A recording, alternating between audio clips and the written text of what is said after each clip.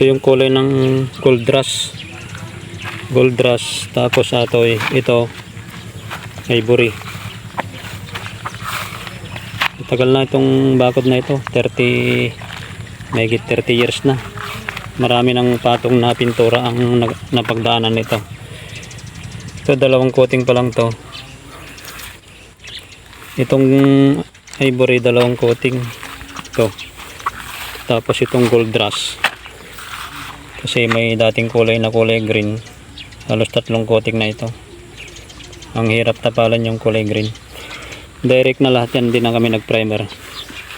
Ganyang kaganda ang Rain or Shine Elastomeric. Direct na siya. Pero mas maganda pag direct. 4 na coating. Ito dalawang coating pala ito. Dalawang coating pa lang. Pwede ring 3rd coating pero mas maganda para sa akin 4. Andun.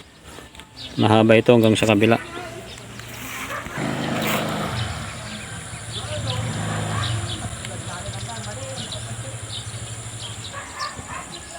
Bale yun, wala pang pahid.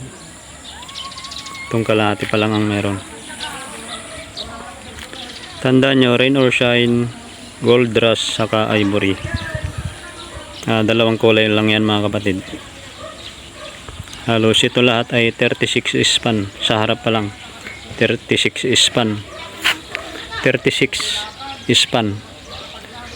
2.5 by 2.5 meters. Hindi sila pare-pares ng sukat. Pag ganitong kaluma na pag nagchochok na ganyan, hugasan lang ito ng tubig hanggang sa mawala yung pagkachoki niya. Pero pwede rin gamitan doon ng chalk blocker. Pero yung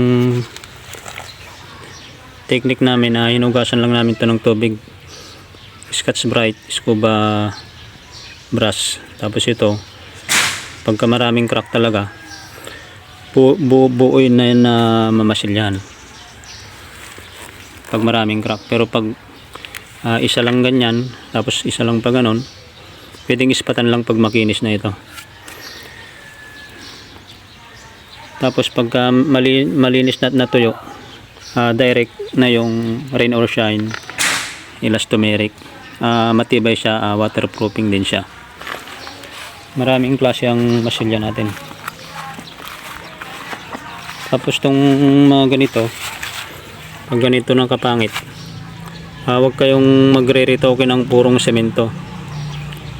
Meron din sa Boysen pang retoke ng mga ganito, pero pagka nagmamadali kayo, mas mabilis at mas matipid, pwede nyo gamitin siya ng tile adhesive. Ganun ang technique ko mga kapatid. Tile adhesive, kinabukasan tuyo na yun.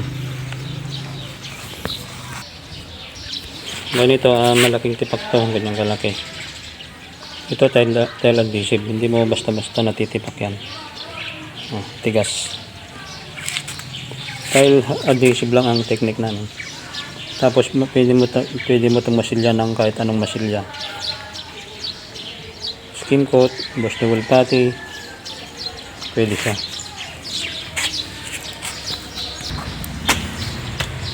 Kaya nito, tile adhesive lang ginamit namin dito. Ito kasi umuhiwalay na yung pinaka poste saka sa wall niya, hindi kasi nilagyan to ng bakal.